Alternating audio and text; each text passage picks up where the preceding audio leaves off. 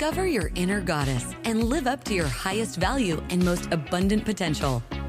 Welcome to Grateful Goddesses, a podcast that empowers you to unleash your inner goddess and take the leap of faith to live your best life.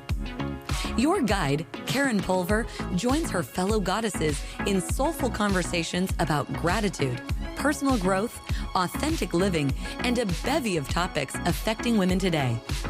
Let's start the show with your host, Karen Pulver. So, goddesses, I have a story for you.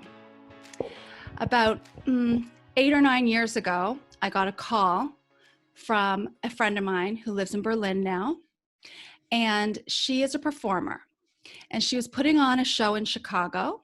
She's been here before several times, and I've seen several of her shows. And she called just to catch up, and she said she wanted to see me to have coffee or a drink. So we were reminiscing about the fact that when we were younger, we used to go to Sandra Copeland Dance Studio, and I was Sandy, and she played Danny in a musical comedy number, you know, where like, you're the one that I want, boom, boom, boom. And we used to always go to each other's houses after school and practice dance routines. So we were reminiscing about that, and I made a joke, and I said, oh my gosh, can I be a dancer in your show? Because she has dancers. She usually, for one of her songs, picks audience members to come up on stage. So she said, yes, you can. You can be a dancer in one of my songs.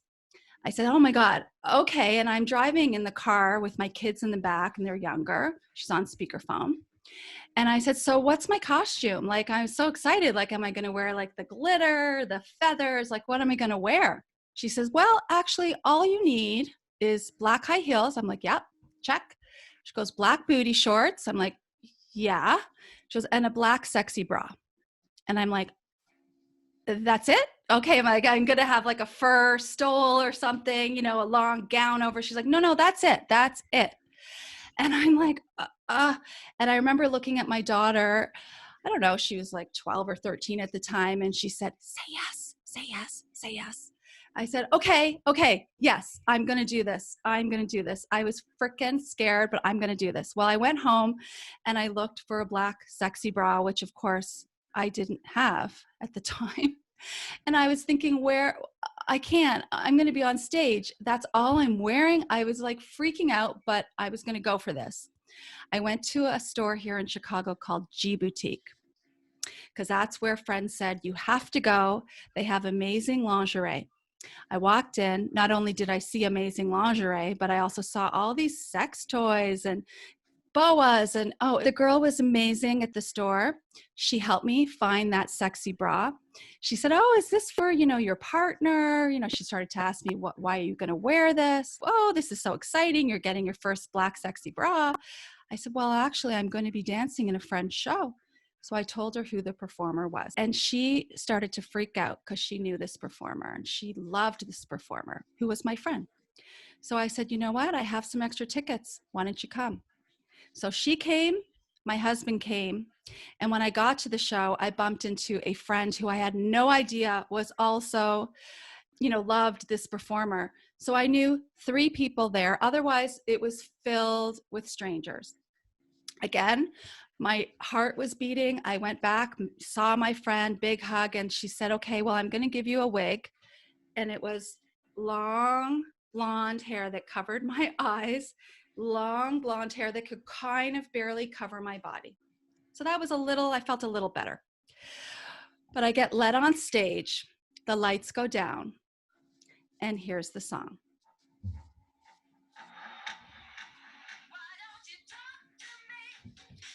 So I start dancing. I'm doing like the mom dance, like this, side to side. And I'm thinking, oh my God, I'm sweating. And I'm like freaking out that people are watching me and I'm half naked. And then this point I said, I don't care. And I got up with my black booty shorts. I'm not going to show you my bra. It is on. And I went crazy. And I had so much fun. I shook it. I got down and dirty. Not dirty, but you know. And the reason why I'm telling you this story is because, honest to God, I had an orgasm on stage. Now, I didn't have a real orgasm. Don't think like I actually had a vaginal real orgasm. But my body was tingling. My mind was tingling. I was feeling alive. I was feeling like I totally stepped out of my box. I totally felt good about my body. All of those feelings of feeling insecure, who cares? People were cheering. People were excited. They loved seeing this performer. Her name is Peaches. To me, she's Meryl, but her name is Peaches. And she sings songs like Fuck the Pain Away, Diddle My Skittle. I mean, she sings really raunchy, fun songs. So I was let off stage, changed into my clothes, went up to the balcony to see my husband, who was like, oh, that was amazing. And you just were having so much fun. You started off slow, but then you were having fun. And I heard these two guys, and they're like, so the dancer that I was called was a granimal. That's the name of the dancer. And so they said, oh my God, that granimal, she was amazing. And I was like, that was me. So I turned and I was like, that was me. And he looks me up and down and he's like, yeah, no fucking way. He walked away. And I was like, you know what? I don't care. I had fun. And it was kind of a turn on, I think, for my husband. But I realized that we have to do these things in life. We have to just have fun and be passionate. But getting back to G Boutique, I went back to the store and I met with our guest today. And I asked her about being hosting a Grateful Goddess gathering at her store. We had a gathering. We learned about pleasure, passion, toys, and we just had fun discovering our bodies and who we are, and really loving ourselves and self-care. So Cheryl Sloane, for 17 years, she owned G Boutique, Chicago's most loved sex toy and lingerie boutique. Her journey to sexual wellness began at the urging of G Boutique clients. At G, Cheryl worked with gynecologists and therapists to learn everything she could about women's needs throughout different stages of life. The goal was always to help women achieve sexual happiness. Along with her staff, which, by the way, her staff at the time, I wish I remembered her name, but she was so helpful and so caring to my needs. Cheryl developed and taught sexual workshops across the nation. After closing the bricks and mortar version of G Boutique, Cheryl decided to focus on her coaching and speaking career, with the belief that pleasure is a birthright. Cheryl continues to guide women towards their full potential. Prior to G Boutique, Cheryl produced and general managed theatrical productions all over Chicago. Teaching has always been in her blood. Cheryl has taught improvisation to students 5 to 85, which, by the way, I took improv at Second City too. I didn't know we shared that in common. She also spent 12 years at the Second City and was part of the 3-member team that founded the Second City Training Center. Cheryl is passionate about her work, lives a life of joyful pleasure, and knows now to incorporate humor and kindness in her teachings. She is always ready to share her journey and style with individuals and groups. Welcome, Cheryl, to the show. Hi. Hi, thank you so much. So I never told you that story. What do you think? I love that story. I have a collection of stories about G Boutique. We have so many amazing things that happened at G Boutique. And that story is just a beautiful piece of reality, of real life, that fits into why we existed and why we still exist. Well, tell me a bit more about your journey, because when we met and you hosted a gathering, you were at the store, and I know the store has closed down, but you're still online. But tell us more about, in the 10 years, your journey, and also how did you get to starting G Boutique? Was this always a passion of yours? It was. So I had a business partner, and we actually started out by wanting to write erotica, because we felt like most of the erotica wasn't really like attractive to women, and there wasn't a lot of good writing. There was some old stuff that was good, but so we would go to brunch and talk about it. And we were reading erotica, you know, that sort of journey when you're like, oh, let's do this. And then another friend of ours needed to order some sex toys for a little excursion she was having overseas. And we realized like that to go to a place that was women owned and women friendly, we had to go online or like get on a plane and go to San Francisco or New York. And so we just had the idea, like, why doesn't this exist in Chicago? And we decided right then and there, we're going to open a store that is friendly to women and sells sex toys. And it's a comfortable place for women to just share anything they want to share about their own sexuality. And I did have a passion for lingerie because I grew up with a mom who wore beautiful penwear sets every night to bed. And I thought that's what you did when you grew up. I didn't realize that everybody doesn't wear a beautiful nightgown. No, I wear a t-shirt and shorts. I mean, okay, very so sexy. So I grew up thinking you walked around looking like Zsa Zsa Gabor, you know? So I did have and I always liked soft things touching my skin. And I also felt like women don't pay enough attention to actually what is touching their skin and how different a nice fitting bra and a nice fitting pair of underwear make you feel. It really changes your day. So I did have that passion.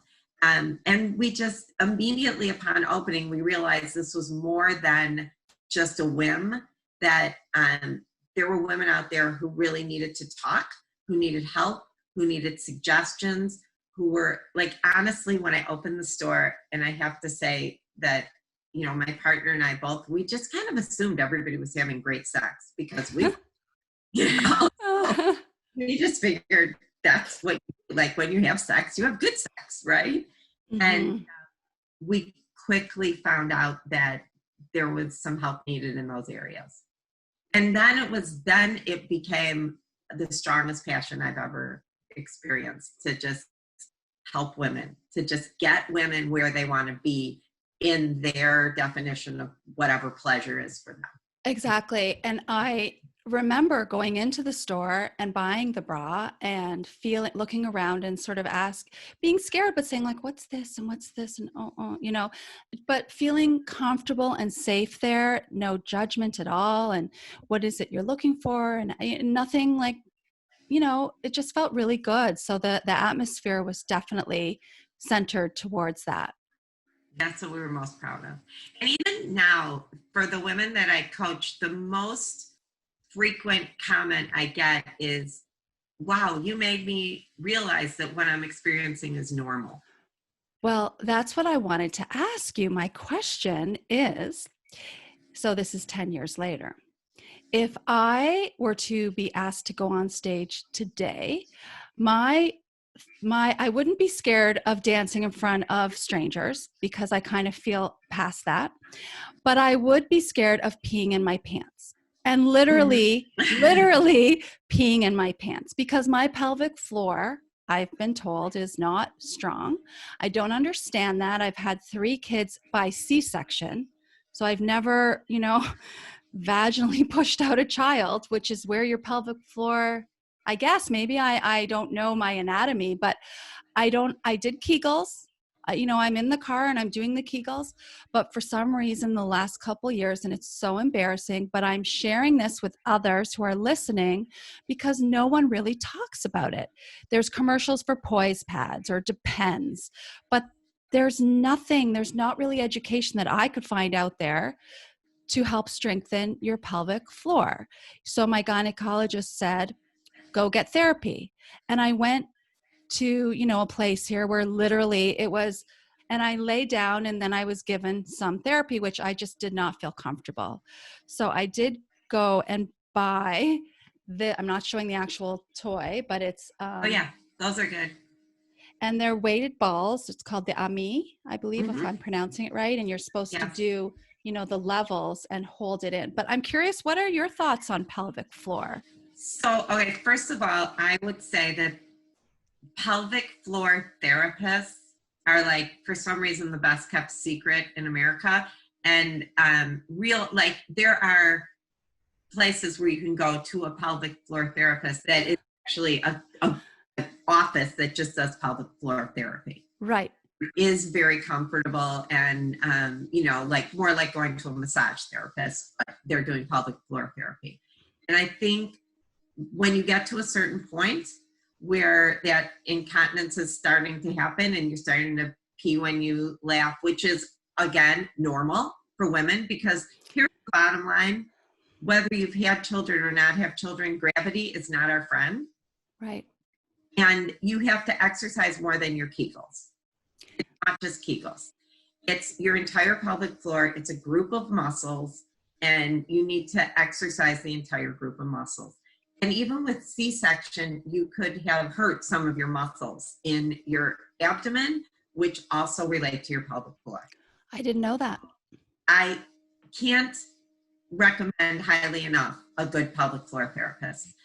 As with many things in our healthcare system, sometimes insurance doesn't cover it, and that's a big problem. If your insurance covers it, great. If your insurance doesn't cover it, a couple less coffees a week and you can cover it.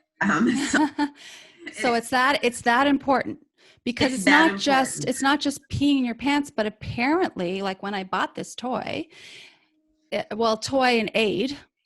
Well, I say toy because it says on it will increase sexual pleasure. And I'm like, listen, I just want to stop peeing when I laugh and sneeze. But Right. Apparently the more you strengthen that area, it can enhance sexual pleasure. Is that right? So the more feeling you have in your pelvic floor, the more sexual pleasure you're going to have, the more you're going to feel and be able to squeeze and control when you're having sex. So definitely it will enhance pleasure, but also it will prevent a lot of other, the progression of that disease, which can cause a lot of other unnecessary surgeries and things like that. So, interesting. Okay. And I mean, you have to talk to your doctor, because of course, you're going to wind up having surgery no matter what, but you got to do what you can along the way. And the most important thing, there's actually an exercise program out there called Total Control, but it's a complete pelvic floor exercise routine. Really? So you have different muscle groups. So you have the Kegel balls are great, but some people need different things. And some people actually have Kegel muscles that are too strong, and that prevents them from exercising the other muscles.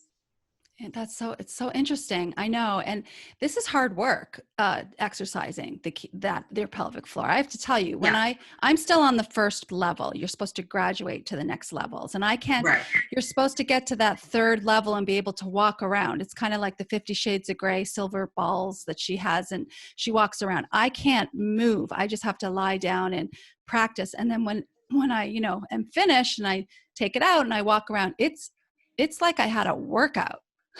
It's like any other muscle in your body, but it doesn't improve. I mean, it improves. If you do curls, biceps are going to improve, And how often am I, I know if I go see a therapist, and I will look into that rather than just going to, behind the curtain type of scenario. Yeah. But with a toy like this or an aid like this, how often, it doesn't say how often you're supposed to do it. I would say it like 3 times a week. Okay. At least. Okay. I might have to have a drink beforehand. But right. Well, it's a commitment, and also it's like a personal commitment. So you need like personal space to do it, personal time. Oh my God, yeah. To be relaxed. It's not like you can lay down on the floor and do crunches anywhere, right? No, you have to use lube and relax. Yeah. But if you consider that time, like time for yourself and time self-care. You're treating yourself well and you're doing something for yourself, you can, you deserve that time. I agree. So I'd like to bring on our featured goddesses now to join us in this discussion, because they have questions as well. Hi, Cheryl. Hi, Rachel. I just wanted to add that I had major stomach surgery after I had my third child. My stomach muscles had split 4 inches. And so I had that surgery, and then I had incontinence issues. And I remember my gynecologist said, are you wetting your pants? I'm like, actually I am, but doesn't everyone? And he's like, no, not everyone does. Like, we need to work on this. And then his office actually had a PT, pelvic floor PT group. And so he referred me there. And I love my pelvic floor PT. We have the best conversations. She makes it like such a good experience, and it can be pretty painful working on those muscles. And I look forward to seeing her. She's, so good. So I think if you find the right therapist who is an engaging, kind person, it's worth it. But all of my muscles from that surgery were pulled so taut, I couldn't even make a seal anymore. So it's just really interesting. But she talks about all the women that she sees, and, some have pain during intercourse and like all these different scenarios, and she's like a godsend. So like you, I love sex toys, and my husband and I go to a store down the street from us. And so I was just wondering, I'm always looking for like new, fun, tried and true, like, you know it all. So I'd love to hear your thoughts. Well, this is what I can say about sex toys. First of all, I think it's, again, a personal decision. So I think going into a store is really helpful. And especially, I mean, now a lot of the stores have become more women friendly. But I think making sure you go into a store where the people who work there will talk to you, will let you feel the toy, try the toy, which, by the way, is a real challenge right now for stores because they can't have testers out. Every time they try a tester, they have to sanitize it. Try it in your hand, you mean? Yes, I tried it in your hand, but like everybody, and like they can't have lube out to put in your hand and try, which, how do you buy lube without trying it, right? So they're using samples instead of bottles. So it's a whole new world in that industry. But I think the more you can talk to somebody who can help you make the right decisions for you. Because what I find a lot is that women will talk to their friends, and their friends will be like, oh, I bought this toy, I really love it. So then they want that toy. And it might be great for their friends, but it might not be what they're looking for. So really to take the time and make the decision of what's right for you. I think couples toys are fun and great to have around. And I also think there's a lot of things that aren't couples toys that can be made couples toys. Okay. I'll tell you my favorite G Boutique story, and I'm looking in my little bag right now to see if I can find the toy. But we sell a little vibrator with a stretchy ring around it. Okay. And it's a cock ring, and it goes around the base of the guy's penis. And then while you're having intercourse, it vibrates on you. So the concept is you both have an orgasm at the same time. But you can also just put it on your hand or your finger and use it on each other just as a vibrator. So it doesn't have to be, for intercourse. So I had this woman come into G Boutique once, and she wouldn't even come in when we were open. She made an appointment with me. And she came in before the store opened, and she was in her 70s, I would say. And she came with her sister. And she sat, if you remember G Boutique, we had like a little library area with a table and chairs, and she sat there. She did not walk around the store. She did not go over to the toys. She didn't look at anything. She told me what she was looking for. I brought stuff over to her. Anyway, she wound up buying one of these rings that goes on your finger and vibrates. And because I told her, like, you can just put it on your hand and it'll vibrate. And I spent like maybe an hour and a half with them. They bought this one little thing. They went home. About 2 weeks later, the phone rings, and it's this really gruff man's voice. And he's go, is this Cheryl? I said, yes, it is. My wife was in there a couple of weeks ago, and she bought something for you. And in my head, I'm going, you can have your money back. Like, whatever you want, fine. I'm okay. I didn't mean to do anything bad. Like, I hope you guys are happy. I gave you free lube, Right. He says, this is Cheryl, right? I said, yeah. He said, I just wanted you to know you're in my will.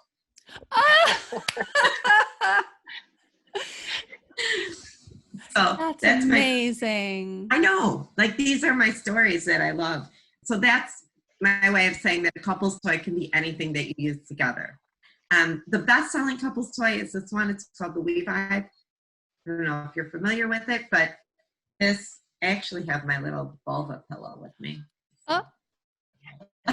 Okay, go ahead. Show us how this works. Okay, so the We Vibe goes inside of you like this, and this part sits on your G-spot, which is these little Michael's Craft flowers right here. And then it opens up, and this part sits on your clit. So a lot of women have an easier time having a clitoral orgasm, which is why a lot of women don't need a toy that goes inside of them. But some women enjoy a toy that goes inside of them. So this one does both. And because it's really narrow right here, a guy can be inside you while the We Vibe's inside of you. So as he's thrusting, this is putting pressure on your G-spot. So you're basically having sex, getting G-spot stimulation and getting clitoral stimulation all at the same time. So that's like, and it has an app and it's remote control.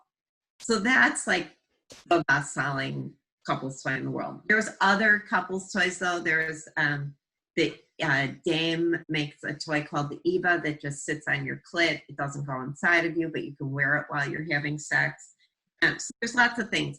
I guess my biggest recommendation is to talk to your partner and talk to the people at the store and really think about what it is that you want. Like people will buy like a big rabbit. I have this whole bag of sex toys here, guys. So I'm just going to reach in here from time to time. It's like you're on Let's Make a Deal and you have like the big what's purse. in the bag? What's in the bag? So people will come in and buy like a rabbit vibrator like this that's really big and vibrates and inside and outside. And then like they'll come back and say, well, I really only use it outside. I never really put it inside of me. So I really try when I talk to people, and now I do this online, by the way. I'm happy to consult people for which toy should I buy. And I don't care if you're buying it from me or not, but just buy the right toy. If you're going to just use it externally, you don't need this, and so sex toys have gotten fairly high priced now. So if you're going to put your money into something, put it into something that is going to give you the pleasure that you want and the most pleasure that you can get. Another new thing is air technology. So this terrible name, good toy. It's called the Womanizer. Oh. Terrible name. All right. But what happens here, this actually fits over your clit, and it has this little sucking technology in it that is air controlled. And so it feels more like oral sex, and you can control it. It gives you an orgasm pretty fast, I will say. But it doesn't like wear you out. So you can have multiple orgasms. So, and my favorite toy I'm saving for later. Okay, for your favorite things, right? Right. Okay. And that will address all of the issues that we're talking about here. Well, with the puppet, the vulva puppet that you had, what I mentioned before, I don't know about you guys, but in Canada, and my Canadian listeners will remember, we grew up with a woman named Sue Johansson. She was like a doctor. She was like do you know Sue Johansson? Yeah. She was on TV here. Okay. She was like the Dr. Ruth, the Canadian Dr. Ruth Westheimer. She would come to schools and talk to us. And I remember it was in 7th grade. So what was I, 13, 14? She said to all the girls, go home tonight, take a mirror, squat, and take a look at yourself down there.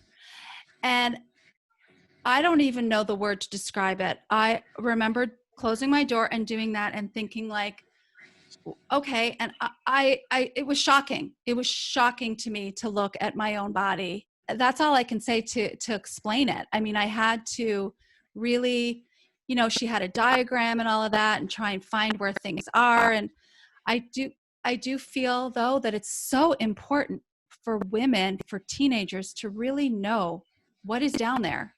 So I'm saying that to 50-year-old women today, and That's they've right. never done it, and 60-year-old women, and they're doing it for the first time. And I agree with you. I think it is really important. I think that's a big difference between men and women, right? Because, men, like, they come out of the womb touching themselves. Yeah. and they know what pleases them because they can look at their parts and they can touch themselves and figure it out. And women, there's some women who grow up and never even know what they look like. I think it's important to talk about self-pleasure and self-care for girls. And it's hard to believe that you're talking to 50-year-old women about that, but you are. I am, every day. And teenagers, by the way. And that's like, the big thing is that that's what teenagers want to know. So when I go in to do a sex ed class for teens, what they will tell me right away is, we've heard, we already know how to not get pregnant, okay? We've heard that over and over and over again. We want to know how to enjoy sex. We want to know how it works. We want to know what to do to have pleasure. They want to know the mechanics. They want to know about their bodies. They want to know what feels good and what doesn't, and they want permission to find out. I really wanted to ask you about menopause. And I mean, I know you spent a lot of your time and your working days talking to women over 50. And we spent a lot of time on this show talking about balance, right? And ways to keep our minds, bodies, and spirits in balance. But when it comes to menopause, it seems like it can really throw us off balance. I know that there's a bunch of symptoms certainly women talk about all the time. Friends and I, like the dreaded, hot flashes or, symptoms like that. But there's also things like trouble sleeping that I've heard about, and depression and sort of mood swings and loss of libido as well. And those are probably things that women talk about less. So can you tell us what you hear from your clients about what they're experiencing, and, let us know, what can we do to survive menopause? Yes. Well, let's talk about that. So there's so many issues in menopause. And I find that, again, like the incontinence issue, the biggest thing is that women feel alone, and they feel like they're the only ones who have lost their libido, and they're the only ones having problems. And one of my big things is that we need to talk about it. We need this to be a public forum. And so I think what you just said and what you're doing for women and talking about spirituality and keeping your body fit and health and all that is all part of your libido. And I also think that we have to recognize that our sex drive changes after menopause, because biologically we're not reproducing anymore. So our choice becomes different. It's really about our pleasure. We don't want to just have sex. We want to have pleasure. And we need to learn how to communicate that, because here's my other thing about menopause is that we kind of go easy on the men during menopause, because usually they just think they've just figured out who you are and how you react to things, and then everything changes and they're lost. So that conversation needs to go on and on and on, and constantly be open to talk about, okay, maybe for the last 20 years, I didn't say this, but this is really what I want. This is really what feels good to me. And so if we have to talk about this, and we have to try it, and we have to try new things. And then my biggest suggestion for menopause comes in this little bottle. So, lube, first of all, you should be using lube all your life. Lube makes good sex, great sex. But during menopause and after menopause, you definitely need lube. And I highly recommend silicone-based lubes. This is my favorite lube. It's also made in Chicago, Evanston. So, we like to shop local. And before the show, it was so funny because Cheryl put a little in her palm, and she put it in her hair, and I have it too. And I was like, wait a second, my hair is so frizzy and it needs to be, look at it. It totally worked on my hair. I can't believe it's that. You could probably put it on your skin because it's very moisturizing. So it's not oily. Right. It's silicone and vitamin E. So the vitamin E helps your skin, and the silicone actually doesn't absorb in your skin. So it just washes off with water, because silicone the molecules are too big to break through the skin barrier. So, and that's the reason I so highly recommend it for postmenopausal women, because a little bit goes such a long way. When you try it, or if you've tried it, you'll see that you just put a tiny bit in your hand and it stays slippery for a long time because it doesn't absorb. So you don't have to constantly reapply it. So when you need like real lubrication, this is my go-to. Does that work with every sex toy though, if you choose to use No. a sex toy? Well, so we can't recommend a silicone lubricant with a silicone sex toy.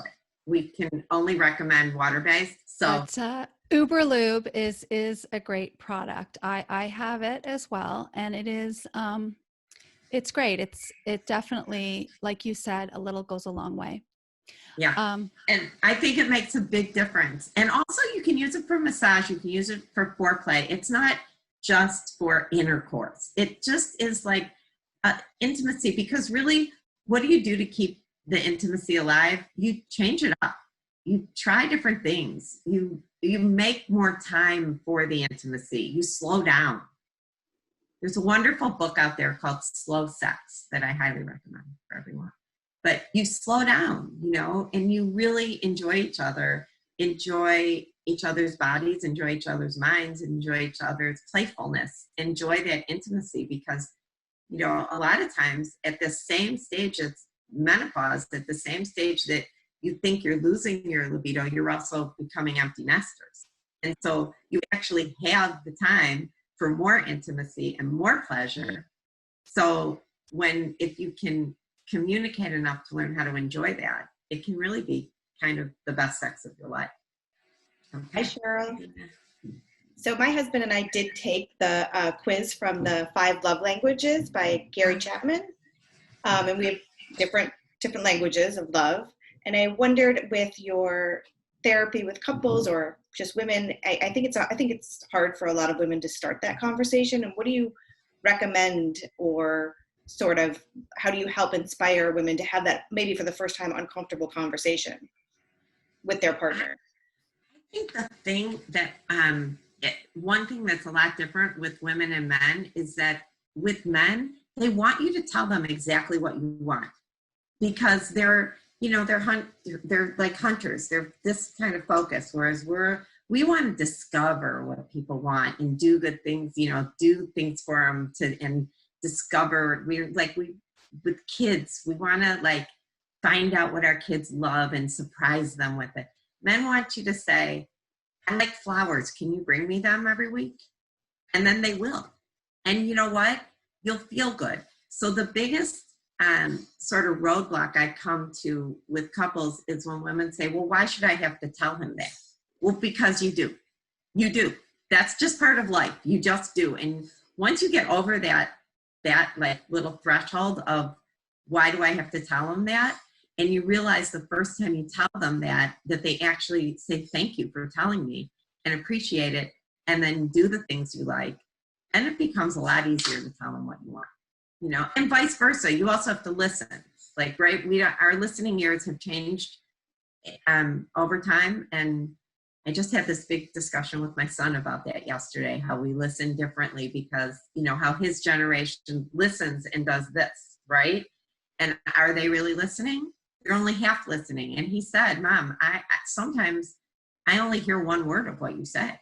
So yeah. I'm always like, put down the phone and listen, and he admits it. And we had this big conversation about being, really trying to listen. And so when we listen and we talk and we communicate, then, we actually know what the other person wants. So if you know what your love language is, tell them. Well, it's funny, Dina, because we did the same thing, my husband and I scored, or, I would appreciate acts of service from him, which is, empty the dishwasher, clean up, or, help me move this, help me move that without me asking. That was what actually is my love language. And he scored in attention. So meaning he would like me to stop doing what I'm doing and focus and listen.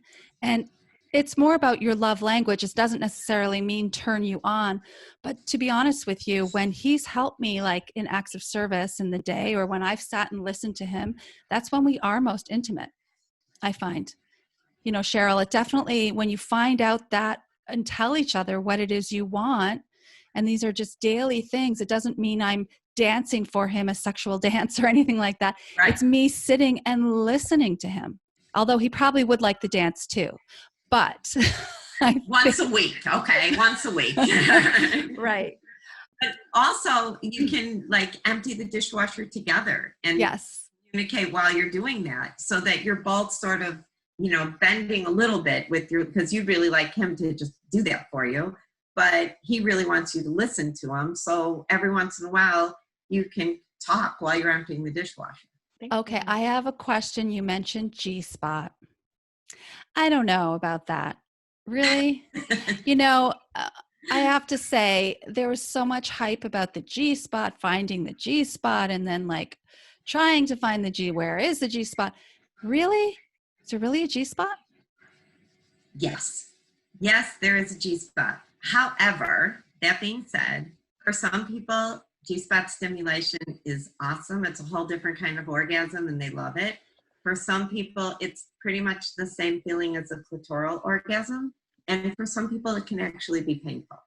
So what do? We find our G-spots and then we figure out if we like it. And then if we do like it, we can help somebody else find it. So how do you find it?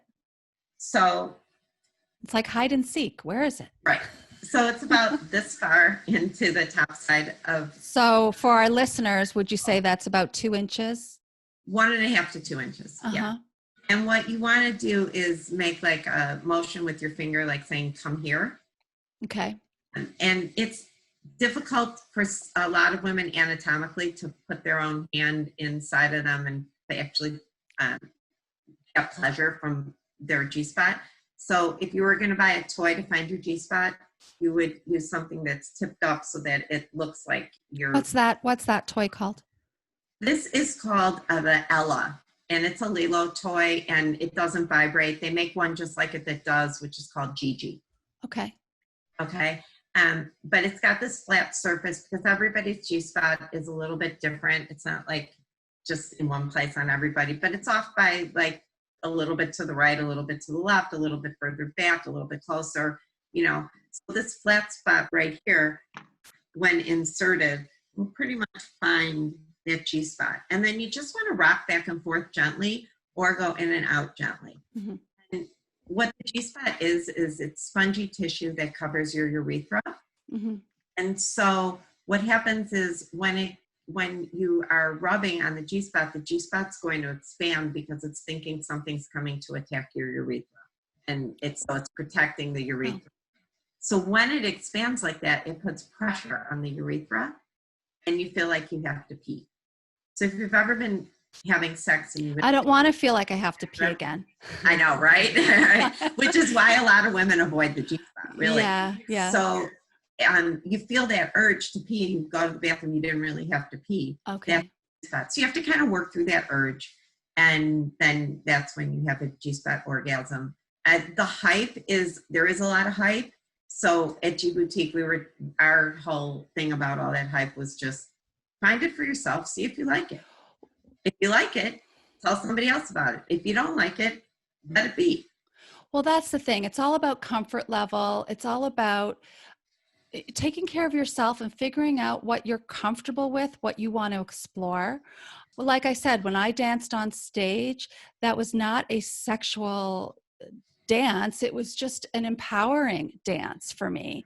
And sure, I was half naked in front of, hundreds of strangers, but it definitely was something that I did that allowed me to feel just really, really great. There's probably some just great, you felt great about yourself it seemed so scary. You kept saying you're freaking out. But then the fact that you did it, and you were up there thinking like, okay, this is going pretty well. I can do this. I think that's very empowering, It was empowering. And I've since asked her if I could be in her show again as a dancer. And she said, no, I hire professional dancers now.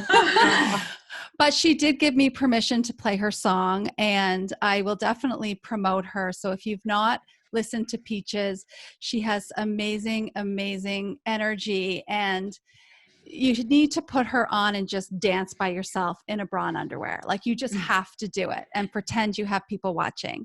And that's what we need to do. And if it means touching our bodies, if that's something that you want to do, go ahead. I mean, we're not saying go do it, but we're just encouraging women to explore, to take that mirror if you haven't already, right, Cheryl, and take a look and take a look and find and search and, see what's down. It's beautiful down there. When I was younger, I thought it was the ugliest looking thing ever. And I needed to really get over that and realize that we're beautiful. We're beautiful. It's a flower, right? And we're also all individual. Our vulvas look different. We don't all look the same. And there's no right or wrong. That's true too. Battle scars. Right. But then if you have a partner, to talk to each other, to communicate. We talk a lot about being grateful goddesses and having that inner goddess, unleashing that inner goddess. And part of that is unleashing that sexual inner goddess, that passionate inner goddess, and talking to your partner. Now, if you are someone who has just divorced and you are in your 50s, let's say, and you're like, I got to get back out to the dating world. What do you suggest for women in that area? Like, it's hard, I know people that are at this stage and they're looking at their bodies and they're like, there's no way I can be intimate again. My body's changed. It's a lot of confidence building, definitely.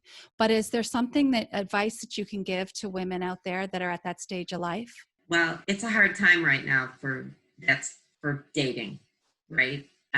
We're in the middle of a global pandemic that is not good for the dating scene. So that's really tough. The advice that I give women is that, if you're whatever age you are, whatever, men are just as self-conscious about their bodies as women are. So we forget that. It's true. Yeah, we do. And men have their own set of issues over 50. And so it's not just us. So I guess the most important thing I can say is don't wait till you lose 10 pounds. Yeah.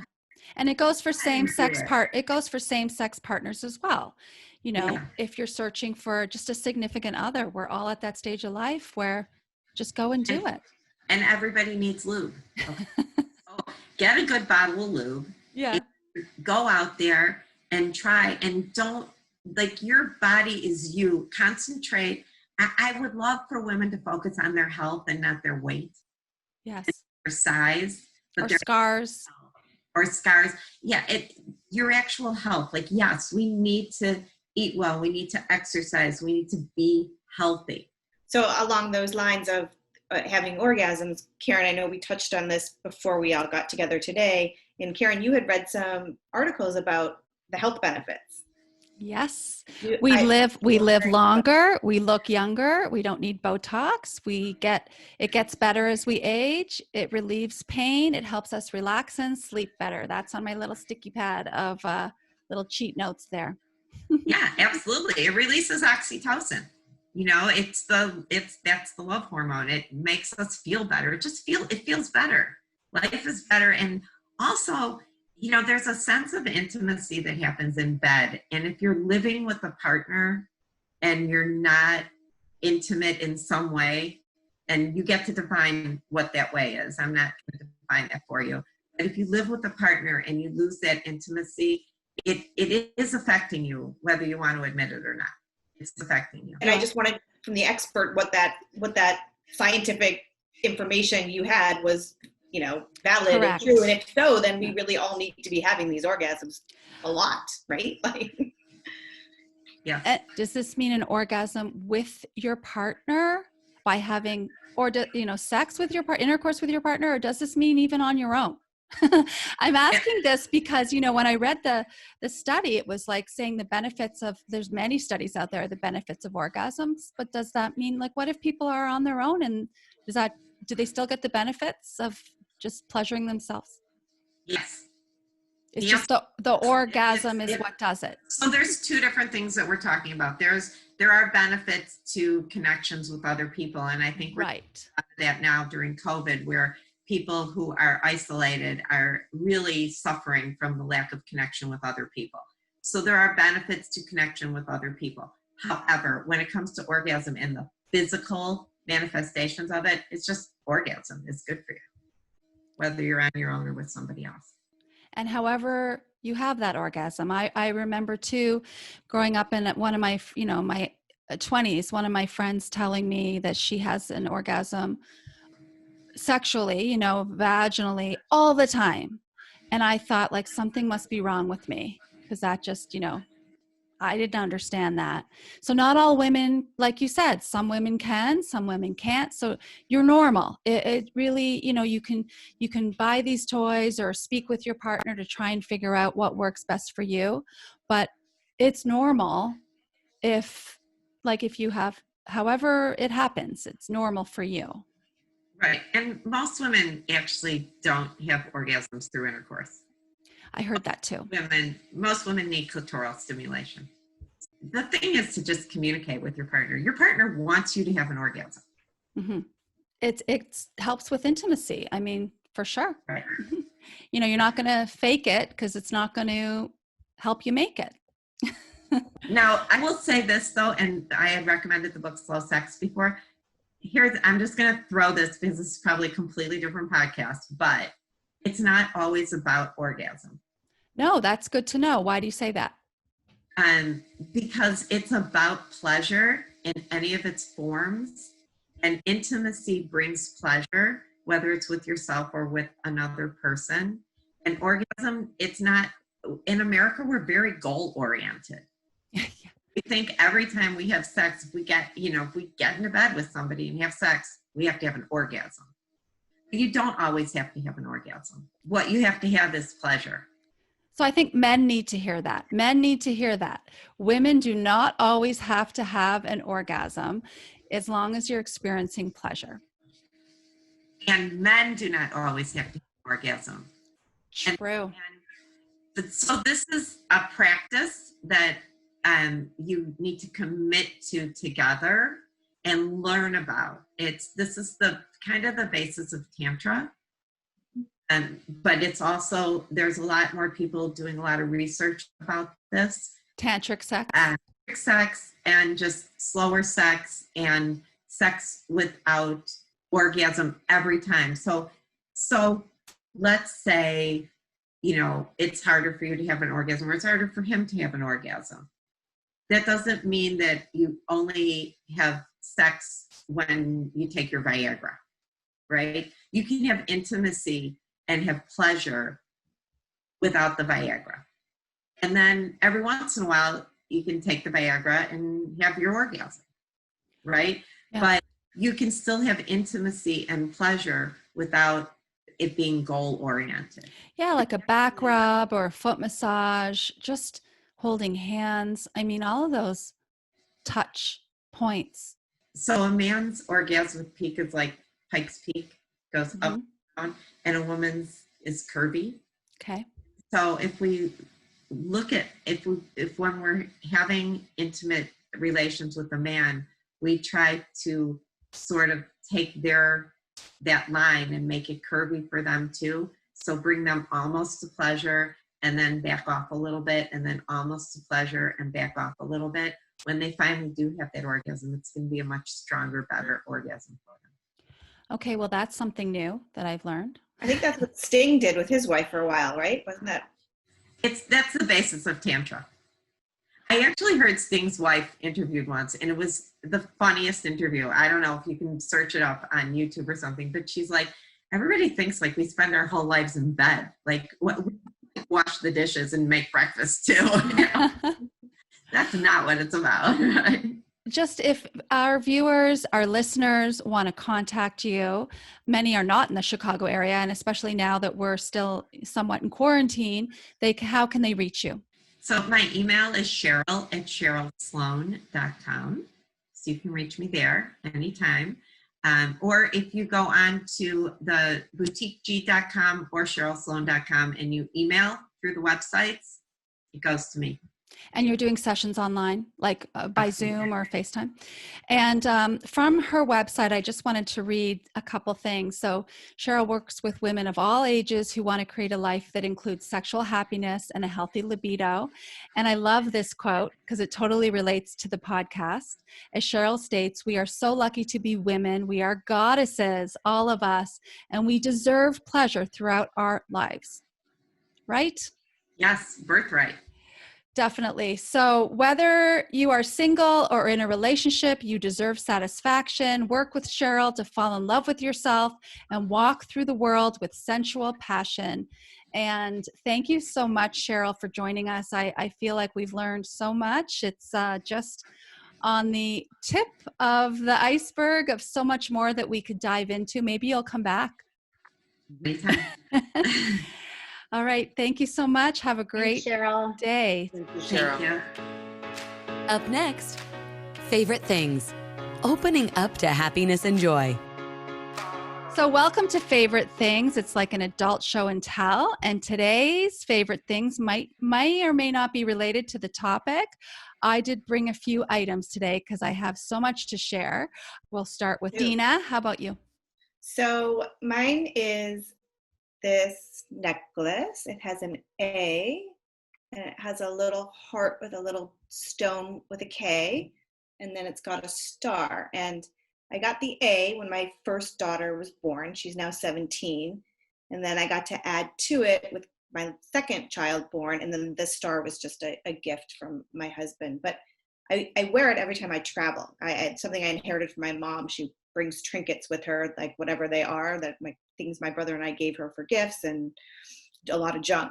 But every time I go anywhere, I put this on, and we haven't gone anywhere, so I haven't been wearing it much. And so today I felt like I needed to have it close by. And it represents your children who you love and care for. Yay. Rachel, how about you? Well, in honor of our discussion with Cheryl, I brought a book that I love, and it's called Pussy, a Reclamation.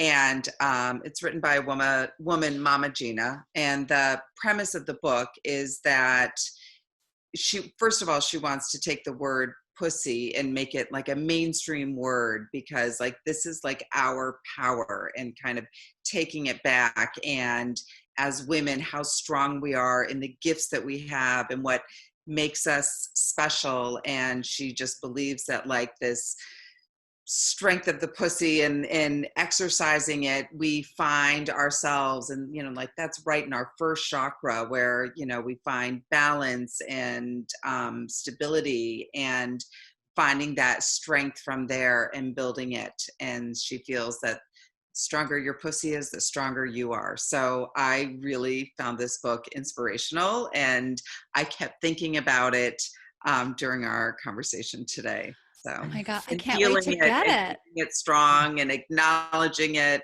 and talking about it and growing from it. So I can't wait to get the book. And the term pussy is hard to say for a lot of women. I mean, we call it all different things, vajayjay, vagina, vulva. I just learned not too long ago that it's actually not the vagina. It's called the vulva, right, Cheryl? Yes. And even the word, I say clitoris, but you say clit. That's kind of a hard word to say, but it's important to say what you're comfortable with in describing your first chakra, which I didn't know it was your first chakra. We're going to have to talk more about that. Alyssa, what did you bring today? Well, I wore my favorite thing today, in keeping with today's topic and our conversation with Cheryl. I'm going to sort of see, I'm just wearing a t-shirt, and it says love, and it's a J. Crew special that I recently got. But I think it just, makes me feel good to put on. I thought it was great for our topic today. I think we all need a little bit more like love and compassion these days in our lives with everything going on. So that's my thing for today. I love your love t-shirt.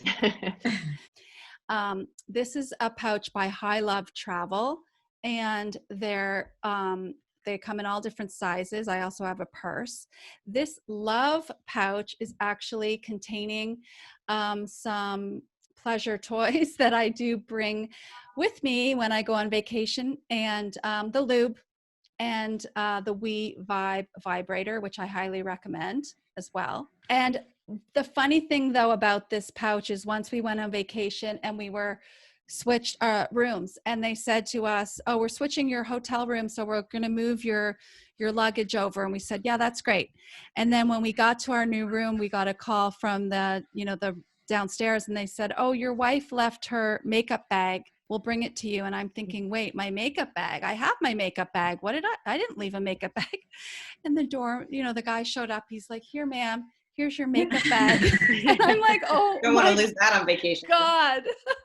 Thank God he didn't open it. At least I so that it can be disguised. I mean, listen, you do whatever works for you. And am I feeling vulnerable right now about telling the world that I have this and I have the items inside? Yes, I am. But I will tell you, I'm sharing this because I feel like using these products with my spouse has definitely increased our passion. He gave me permission to talk about it today because personally, it has helped us to become more in sync with loving and caring for each other. Cheryl, what is your favorite thing? Okay, well, first I have to just comment on your favorite thing because this is an Uberlube travel pack, and we call it the Good to Go. And this it looks like a plastic container, and there's a little glass vial that goes in it, and it would fit perfectly in your little love case. So I wanted to point out that if you love Uberlube, you'll love our Good to Go. Okay, my favorite toy is this.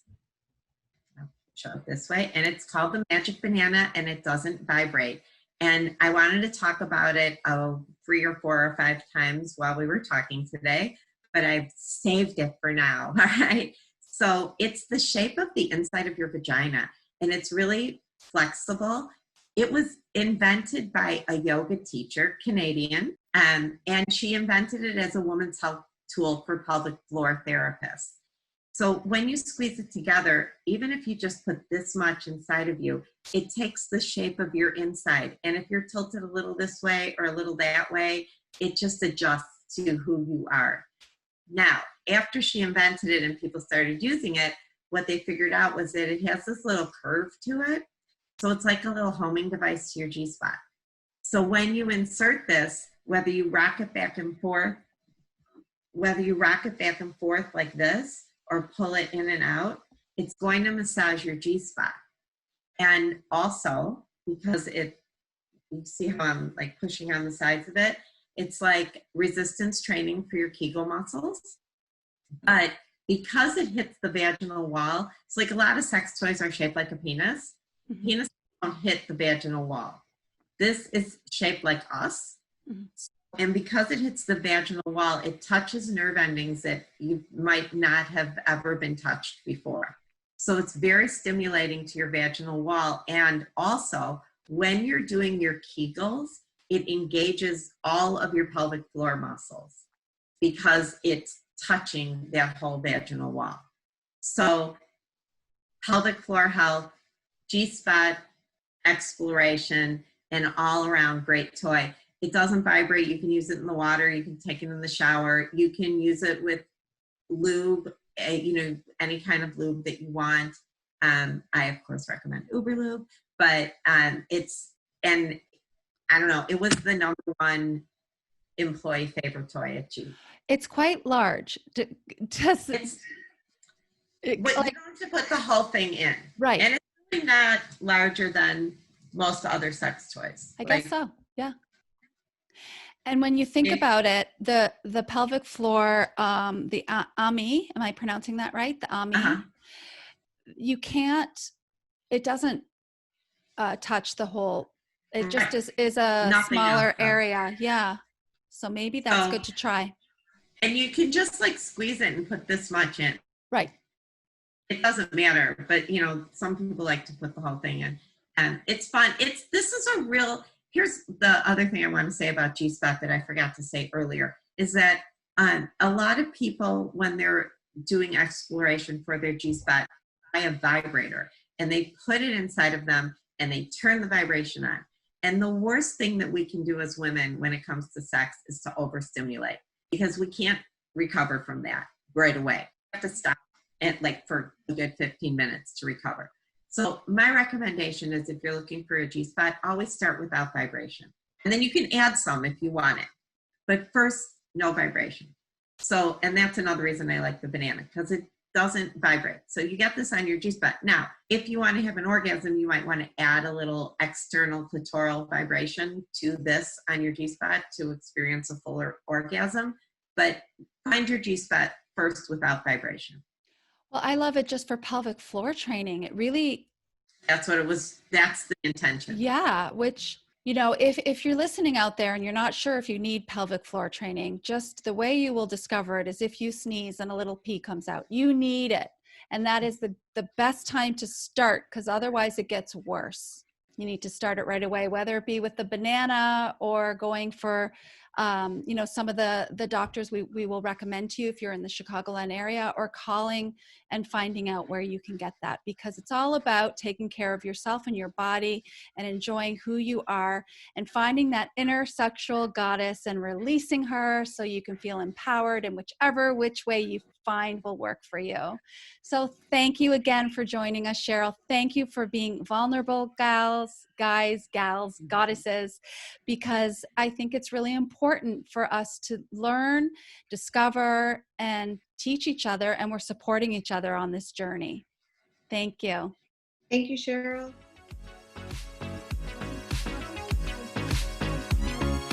Unleashed your inner goddess yet? Thanks for joining us today on Grateful Goddesses. We invite you to visit our website, www.gratefulgoddesses.com, to access today's show notes as well as other helpful resources. Don't forget to leave a review. Until next time, stay strong and empowered to be a grateful goddess.